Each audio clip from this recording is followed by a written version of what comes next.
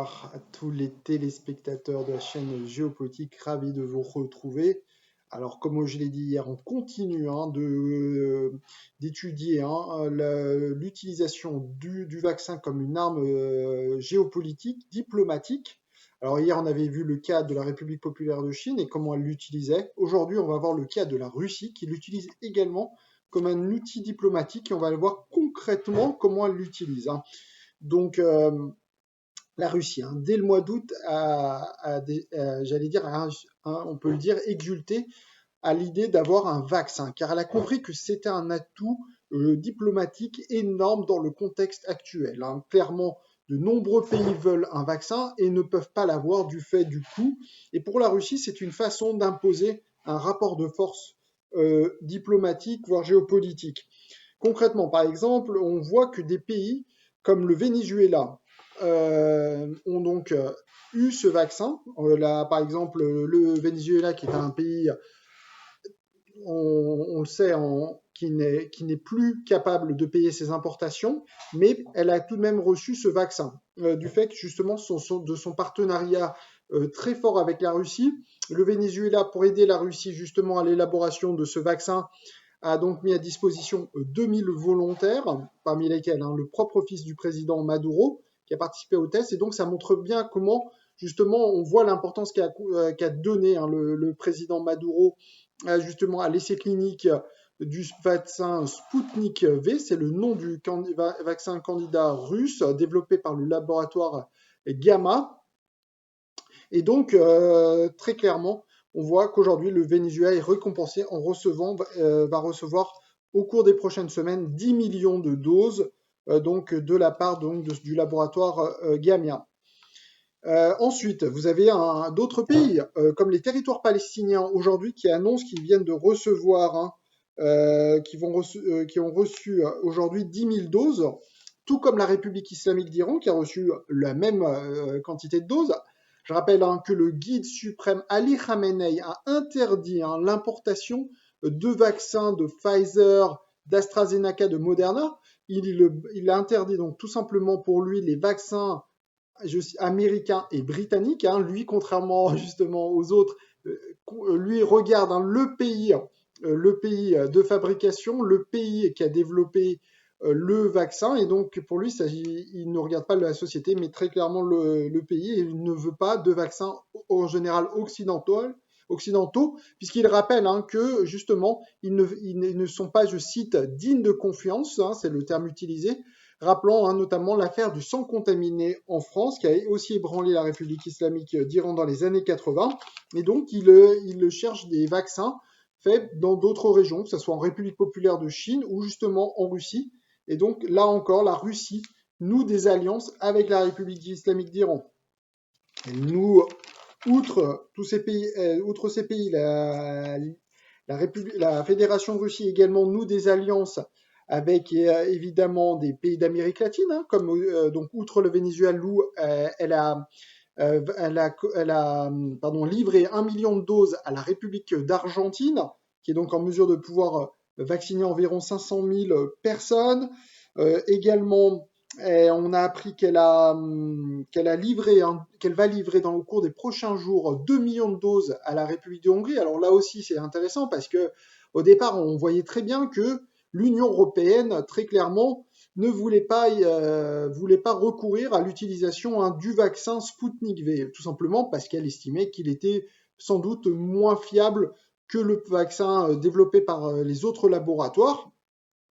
Et là, depuis hier, on a appris le taux d'effectivité qui a été publié par la revue britannique The Lancet, qui a révélé qu'il était environ effectif à 91%. Donc, c'est un taux à peu près proche d'ailleurs de celui de Pfizer, de Moderna, même supérieur à celui d'AstraZeneca. Et donc, tout d'un coup, il y a un regain d'intérêt, même dans l'Union européenne, du vaccin développé par le laboratoire Gamma. La Hongrie en réalité a un petit peu doublé tout le monde puisque l'autorité du médicament hongrois a approuvé en fait l'utilisation du vaccin Sputnik V. Pourquoi ? parce que tout simplement, elle estime que du fait des lenteurs et des retards de livraison, elle s'arroge ce droit, ce qui est juridiquement le cas. Elle a le droit de devancer l'autorisation en fait de l'Agence européenne du médicament, le EMA, et donc, elle a approuvé par elle-même l'utilisation du vaccin russe qui va donc être livré au cours des prochains jours à la Hongrie, 2 millions de doses. Hein. Certes, c'est moins que le vaccin de Sinopharm développé en République populaire de Chine, où il y a 5 millions de doses qui ont été commandées par le gouvernement hongrois. Donc on voit que peut-être même le vaccin russe pourrait donc, outre la Hongrie, peut-être pourrait même émerger dans d'autres pays de l'Union européenne, ce qui pourrait renforcer d'une certaine manière l'influence russe sur l'Union européenne et pourquoi pas même lui dicter en fait la politique étrangère de l'Union européenne. On sait qu'en ce moment les relations de façon générale entre l'Union européenne et la Russie sont mauvaises. Demain d'ailleurs le chef de la diplomatie européenne se rendra à Moscou, sans rentrer trop dans les détails évidemment.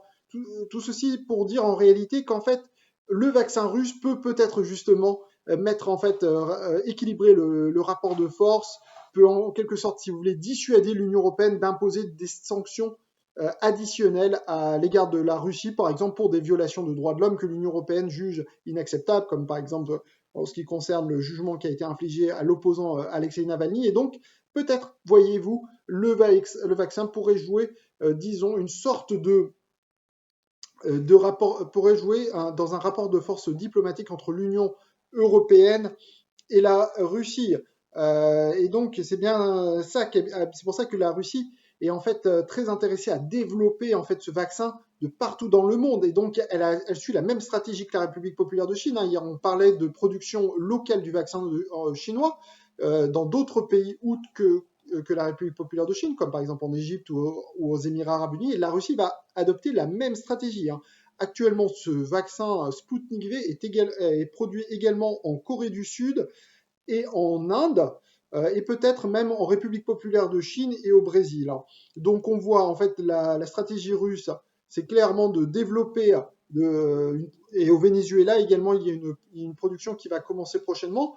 En fait, tout ceci va en fait raffermir en fait les relations diplomatiques de la Russie avec tous ces pays et en fait va essayer d'accroître l'influence russe hein, dans ces pays, comme en Corée du Sud ou en Inde, au Venezuela ou en République populaire de Chine. Et donc on voit très bien comment, pour Vladimir Poutine et toute l'administration autour de lui, on voit bien que c'est une très important outil. Hein. Par exemple, également, il va livrer des vaccins à la République populaire de Donetsk et de Lugansk, alors que l'Ukraine, elle, ne recevra pas ce vaccin russe justement par manque de loyauté, j'allais dire, à la Russie, alors que le Bélarus voisin, lui, est déjà en train de vacciner sa population. Donc on voit hein, très très bien que ce vaccin est utilisé comme une arme diplomatique.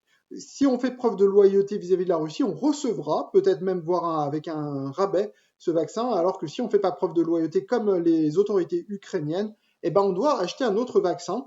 Par exemple, l'Ukraine a dû acheter un vaccin, et encore en faible dose, de Coronovac, hein, qui est le deuxième vaccin chinois après celui de Sinopharm, qui est jugé peu probant d'après les résultats des essais cliniques. Et encore, elle a dû acheter à très faible dose, hein, l'Ukraine. Et en fait, plutôt l'Ukraine maintenant attend surtout la livraison de ces doses par le biais du COVAX, par le système COVAX, qu'on a parlé hier, qui est destiné en fait aux pays à faible revenu qui ne sont pas capables d'acheter par eux-mêmes l'entièreté des vaccins. Et donc voilà, l'Ukraine en fait doit avoir recours, peut-être de façon humiliante, disons-le, à l'achat par le biais du système COVAX qui a été mis en place par l'Organisation mondiale de la santé. Et donc, en fait, on voit bien, ça classe un petit peu, si vous voulez, l'Ukraine comme un pays du tiers-monde à faible revenu, alors que, par exemple, un pays qui est la République populaire de Donetsk, qui est plus pauvre que l'Ukraine, ou la République populaire de Lugansk, qui est nettement plus pauvre aussi, elle reçoit quand même les doses et n'a pas besoin de recourir au système mis en place par l'Organisation mondiale de la santé pour obtenir des vaccins pour le reste du monde. Ce qu'on peut dire également, c'est que tous les pays d'ex-URSS qui ont des bonnes relations avec la Russie, donc on l'a cité, le Bélarus, mais également le Kirghizistan, l'Arménie, la Géorgie, recevront, le Kazakhstan recevront également le vaccin russe. Cela va sans dire. Et donc, voilà, hein, très clairement, on voit qu'aujourd'hui, la Russie essaye de déployer vraiment ce qu'on peut appeler le soft power, c'est-à-dire son arme diplomatique à travers le monde pour montrer toute sa force et son rayonnement. D'ailleurs, c'est bien pour ça qu'elle l'a appelé Sputnik V, c'est-à-dire à l'époque glorieuse de l'URSS, quand l'URSS, l'Union soviétique, avait réussi à mettre sur orbite à son satellite, qui était le premier, c'était un des grands exploits technologiques de l'Union soviétique. Et là, pour marquer également sur un exploit médical de la part de la Russie post-soviétique, et ben on l'a nommé Sputnik V. V comme vecteur viral, puisqu'il s'agit d'un vaccin à vecteur viral, c'est-à-dire un virus, c'est un virus inactivé. Et donc, c'est une méthode traditionnelle en fait de vaccin héritée des méthodes de Pasteur. Donc, elle est à 2 doses et donc c'est vrai que ça complique un petit peu la logistique, mais justement la Russie travaille également sur une méthode pour justement faciliter, et donc elle voudrait mettre en place un vaccin à une dose. Les taux d'efficacité pour l'instant donnent plutôt autour de 70% contre 91% comme on l'a dit à 2 doses, mais justement ça simplifierait peut-être le nombre pour les pays à faible revenu, une dose, et donc elle travaille en ce moment sur l'élaboration d'un vaccin à une dose. Et également, il faut savoir qu'il y a un deuxième vaccin russe qui va bientôt être homologué en Fédération de Russie et peut-être ailleurs dans le monde. Et donc là aussi, il y aurait comme en Chine, il va bientôt y avoir 2 vaccins candidats que la Russie va proposer. Cela montre que la Russie, cela en fait montre qu'on le veuille ou pas, que la Russie quand même aussi par le biais de ce vaccin n'a pas perdu en fait de ses capacités scientifiques malgré la chute de l'Union soviétique.